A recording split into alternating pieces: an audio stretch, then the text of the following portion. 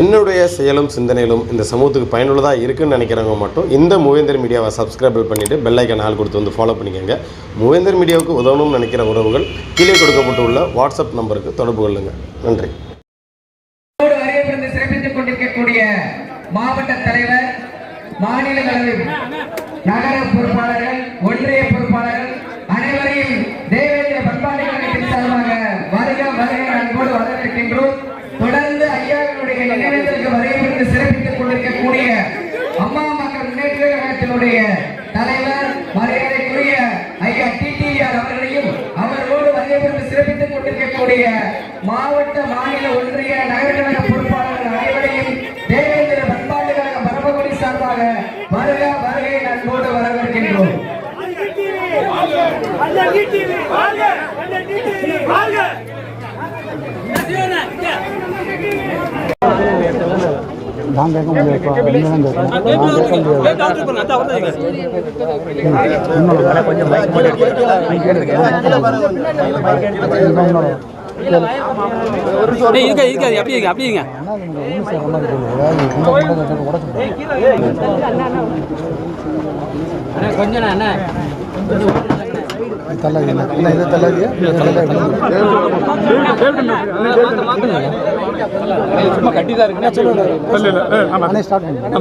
கொஞ்சம் அக்கா கொஞ்சம் பக்கத்துல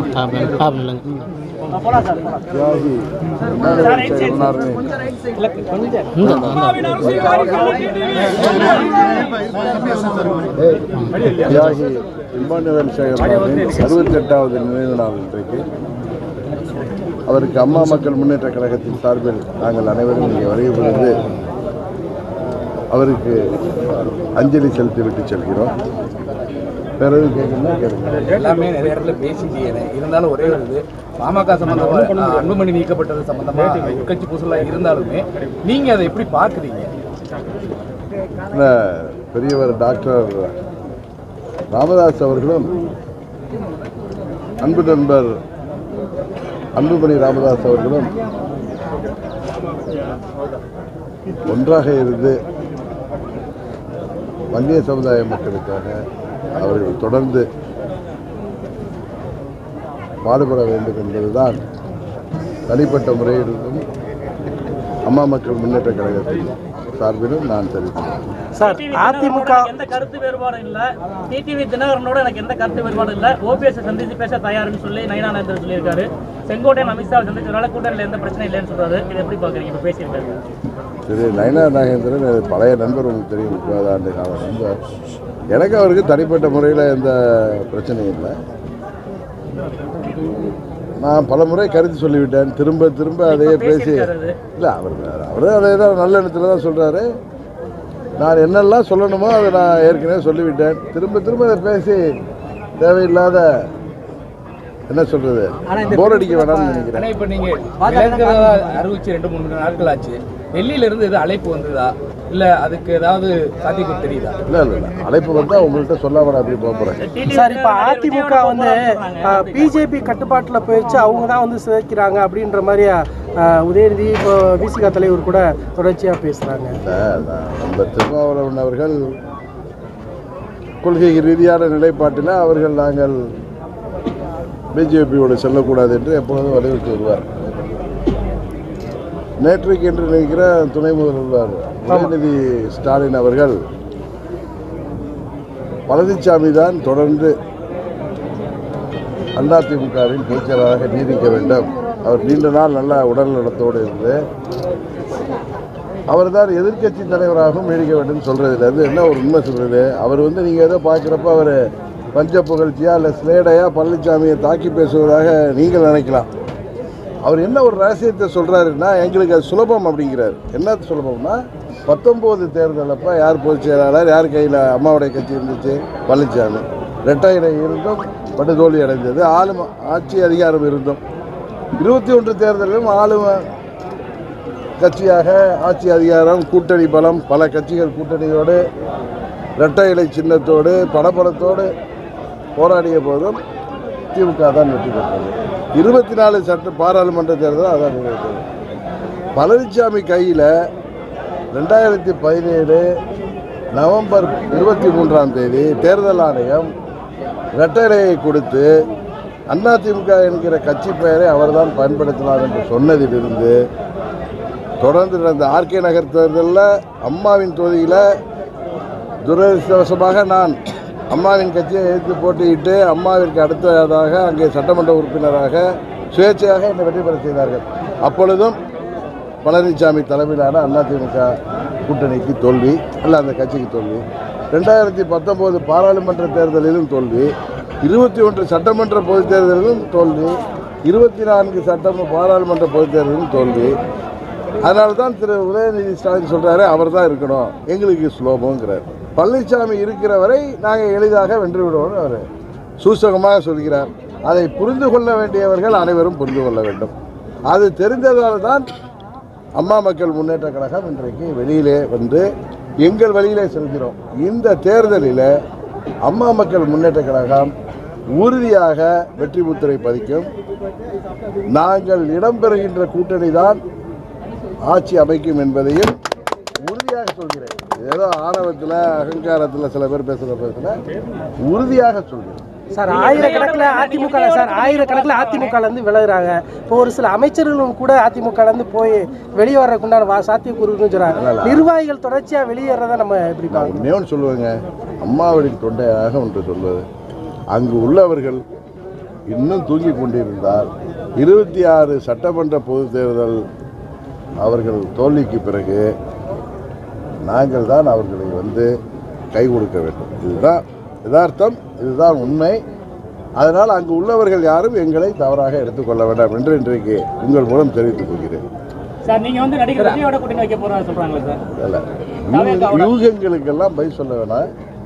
நான் எப்பயும் யதார்த்தமாக நான் நம்புவதை பேசக்கூடியவர். யார் மீதும் எந்தவித விருப்பு அம்மா மக்கள் முன்னேற்ற கழகம் செயல்படுகிற ஒரு கட்சி. யாரை பார்த்தும் எங்களுக்கு பொறாமை இல்லை. இன்றைக்கு ஒருவரை அண்ணன் தம்பி என்று சொல்வது கட்சி ஆரம்பிக்கும் பொழுது அதற்கு பிறகு அவர்களை ரோட்டில் நின்றுட்டு மானாங்கண்ணிக்கு எங்கள் ஊரில் சொல்லுவாங்க.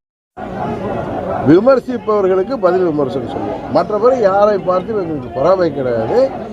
விஜய் அவர்களை பார்த்து அந்த கருத்தை தான் நான் சொன்னேன். ஜனநாயக நாட்டில் யாருக்கும் உரிமை இருக்கிறது. அது ஒரு மிகவும் ஒரு பாப்புலரான ஒரு நடிகர். அவர் உச்சத்தில் இருக்கும் பொழுதே அரசியலுக்கு வந்திருக்கிறார். அதனால் மக்கள் மத்தியில் அதனால் ஏற்படுகின்ற தாக்கம் தேர்தலில் ஏற்படும். எல்லா கட்சிகளையும் பாதிக்கும் தான் சொன்னாங்க. எல்லா கட்சியும் எங்களையும் சேர்த்து தான் 2006 திரு விஜயகாந்த் அவர்கள் ஏற்படுத்திய தாக்கத்தை போல உறுதியாக அவரும் ஏற்படுத்துவார் என்பது எனது அனுபவத்தில் சொல்கிறது. அதுக்காக நீங்கள் கூட்டணிக்கு போவீங்களான்னா அதை பற்றியெல்லாம் நான் இன்னும் எதுவும் முடிவு செய்யலை. நாங்கள் இப்பொழுது சுதந்திரமாக இருக்கிறோம். அம்மா மக்கள் உறுதியாக வெற்றி பெறக்கூடிய கூட்டணியில் நாங்கள் இடம்பெறுவோம். அதுதான் எங்களுடைய நிலைப்பாடு. இதை தாண்டி எதுவும் நான் சொல்வதற்கில்லை. சார், இப்போ சமீபத்தில் அவர் நீங்கள் பிரிஞ்சது, அது போல் ஓபிஎஸ் இவங்கெல்லாம் பிரிஞ்சது பின்னணியில் வந்து அண்ணாமலை இருக்கிறதா மாதிரியான ஒரு குற்றச்சாட்டு பேசுவார். அது வந்து சும்மா சில பேர் கிளப்பி ஒரு குற்றச்சாட்டு. நான் வந்து சுதந்திரமானவங்க உங்களுக்கு தெரியும். நான் சொன்னாலே நான் கேட்க மாட்டேன். எங்கள் தொண்டர்கள் சொல்வதை தான் நான் கேட்பேன், எங்கள் நிர்வாகிகள் சொல்வதை தான் கேட்பேன். அதனால் திரு அண்ணாமலை எனக்கு நல்ல நண்பர். நாங்கள் அரசியல் ரீதியாக அவர் பாரதிய ஜனதா கட்சியின் தலைவராக இருந்த பொழுது நான் தேர்தல் நேரத்தில் பழகி நாங்கள் நண்பர்களானோம். ஆனால் இன்றைக்கு அரசியலெல்லாம் தாண்டி அவர் வந்து நல்ல நண்பர். ஏன்னா அவருடைய குணாதிசயம் என்னுடைய குணாதிசயம் ஒத்துப்போகுது. இதை தாண்டி நீங்கள் யாராவது ஏதாவது நினைச்சிங்கன்னா அது உண்மை இல்லை. அவர் நான் சொல்லியும் கேட்க மாட்டார். அது அவர் கட்சியின் கட்டுப்படுவார். அதுபோல் நான் எனது தொண்டர்களை கட்டுப்படுவோம். அவர் சொன்னாலும் எங்கள் நன்மைக்காக தான் நாங்கள் எதையும் செய்வோமே தவிர அவர் என்ன யாராவது இன்ஃப்ளூயன்ஸ் பண்ண முடியுமா? அதுவே எனக்கு வந்து வருத்தம் அளிக்கிறது. என்னை ஒருவர் தூண்டுகிறார் என்று சொல்வதே வருத்தம் அளிக்கிறது. அது நண்பர் அண்ணாமலை அதை போட்டு செய்யவும் மாட்டார். திரும்ப சொல்லிட்டேன். சார், செங்கோட்டையன் சார் இந்த பிரச்சனைக்கு அப்புறம் ஃபோனில் தொடர்பு கொண்டீங்களா? நீங்கள் பேசியிருக்கீங்களா? அவர்கிட்ட இது சார்ந்து ஏதாவது ஆலோசனை? அதிமுக நிர்வாகி எனக்கு ரொம்ப நான் மிகவும் மதிக்கக்கூடியவர். அவர் நாங்கள் வேறு அணியில் இருந்தாலும் அவரும் எங்களுக்கு எந்த பிரச்சனையும் இல்லை. இன்னும் சொல்ல போனால் அங்கே ஒரு எடப்பாடியை தவிர எங்களுக்கு யார்கிட்டையும் பிரச்சனை இல்லை. அவருக்கு எங்கள் ஆதரவு உண்டு. இன்றைக்கு கூட எங்கள் கழக துணை பொதுச் செயலாளர் சண்முகவேல் தலைமையில் எங்கள் நிர்வாகிகள்லாம் அவரை போய் சந்திக்கிறாங்க. அவருக்கு ஆதரவு தெரியும். ஏன்னா அவருடைய முயற்சி வந்து அவர் ஒன்றும் ரெட்டையில எனக்கு கொடுங்க, நான் பொதுச் செயலாளர் ஆகணும், நான் தான் முதலமைச்சர்லாம் அவர் தெருவு போய் கூவலை. அவர் வந்து அம்மாவின் தொண்டர்கள் எங்கே இருந்தாலும் எல்லாம் ஒன்றா இணையணும்னு கோரிக்கை. பல முறை சட்டமன்ற உறுப்பினராக பல முறை அமைச்சராகலாம் இருந்தவர். அவர் வந்து பதவி வெறியிலேயோ ஆசையிலே எதுவும் பண்ணலை. அம்மாவின் தொண்டர்கள் எல்லாம் ஓர் இணையணும்னு, ஓர் அணியில் இணையணும், இல்லை ஒன்று இணையணும்னு அவருடைய எண்ணத்தை வெளிப்படுத்தியிருக்காரு. அதுதான், அதுக்கு எனது ஆதரவு உண்டு. திருப்பி பழனிசாமி தலைமையில் ஏற்றுக்கணுமான்னா அதுக்கு ஆதரவு இல்லை. புரியுதா அவங்களுக்கு? கொஞ்சம் நீங்கள் தயவுசெய்து புரிஞ்சுங்க. துரோகத்தோட போய் நாங்கள் எப்படி ஏற்றுக்க முடியும்? எங்களை நாங்களே அழித்து கொண்டு இன்னொரு வாழ வைக்க முடியாது. தற்கொலை முயற்சிக்கு நாங்கள் என்றைக்கும் செல்ல முடியாது.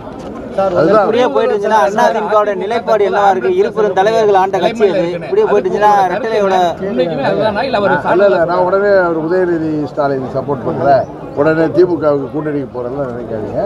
அவர் சொன்ன கருத்து அதிமுக நான் பார்த்தது ஃபுல்லாலாம் பார்க்கல. நான் பார்த்தது ஏதோ ஊடகத்தில் வந்தது. அதிமுக பழனிசாமி தான் தலைமையில் தான் இருக்கணும், அவர் நல்லா 100 ஆண்டு வாழணும்.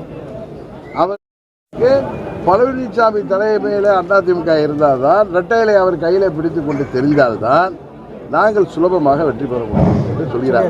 இது வந்து இது உண்மை, இது யதார்த்தம். இதை புரிந்து கொள்ள வேண்டியவர்கள் புரிந்து கொள்ள வேண்டும். தலைவர் ஆண்ட கட்சி சார். தேர்தல் பிரச்சாரத்துக்காக மேற்கொள்ள போறீங்களா? ஒவ்வொரு தொழிலாக சென்று கட்சி நிர்வாகிகள் சார் பெரிய தலைவர் 20 தலைவர் ஆண்ட கட்சி 20 தலைவர் சார். அதுக்கு மட்டும் அப்படியே சவுண்ட்